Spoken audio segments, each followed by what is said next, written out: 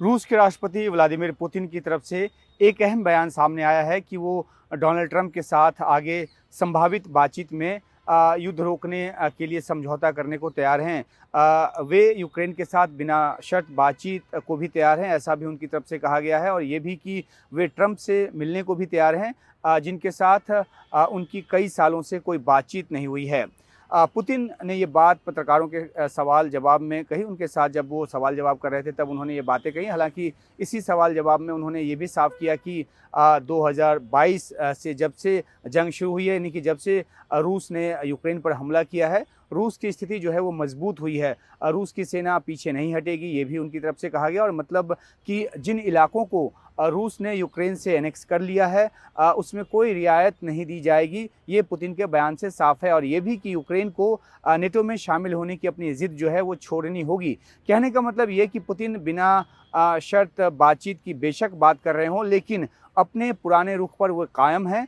तब्दीली आई है तो ये आई है कि अमेरिका के जो नए चुने गए राष्ट्रपति डोनाल्ड ट्रंप हैं, उन्होंने 24 घंटे में युद्ध रोकने की बात की थी। और अब जबकि 20 जनवरी को वो पद संभालेंगे तो जाहिर सी बात है कि नज़र इस बात पर होगी कि वे इस लक्ष्य को कैसे हासिल करते हैं, युद्ध को रुकवाने में किस तरह से कामयाब होते हैं। ट्रंप ने अभी तक अपनी तरफ से कोई जाहिर तौर पर फार्मूला जो है वो पेश नहीं किया है।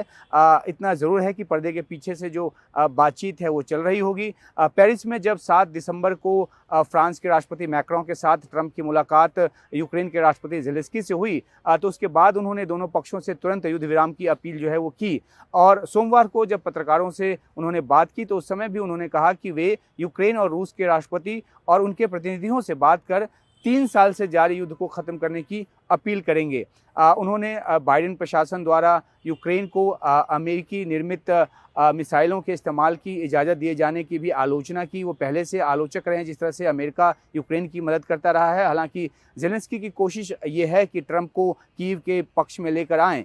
अब रूस के राष्ट्रपति पुतिन का जो बयान है, इस बात का संदेश है कि वे ट्रंप की मध्यस्थता मानने को बिना शर्त तैयार हैं, बातचीत को तैयार हैं, लेकिन युद्ध रोके जाने के लिए अपनी शर्तों पर वो कायम रहेंगे, क्योंकि वो पहले भी ये साफ कर चुके हैं कि वो जो इलाके यूक्रेन से लिए हैं वो वापस नहीं करेंगे। और दूसरी तरफ यूक्रेन ये कहता रहा है कि उन्हें वो इलाके वापस चाहिए। अगर नेटो के अम्ब्रेला में यूक्रेन आ जाता है तो फिर वो उन इलाकों को छोड़ने को तैयार हो सकते हैं। इस तरह का बयान ज़ेलेंस्की की तरफ से आया। लेकिन अब देखना है कि ट्रंप जब सत्ता में आते हैं, जब औपचारिक तौर पे शपथ लेकर अमेरिका के राष्ट्रपति बनते हैं, तो उनका जो ये कहना था कि वो एक फ़ोन कॉल के ज़रिए या 24 घंटे के भीतर युद्ध रुकवा देंगे, उस दिशा में कितनी बात आगे बढ़ती है और पुतिन किस हद तक आगे तैयार होते हैं और ज़ेलेंस्की जो है कितना कदम पीछे खींचने को तैयार होते हैं। और साथ में ये भी कि यूरोप भी जो है वो पुतिन के खिलाफ है और ज़ेलेंस्की के पक्ष में है। तो एक जटिल सी स्थिति है, लेकिन देखना होगा कि अंतिम नतीजा क्या निकल कर सामने आता है।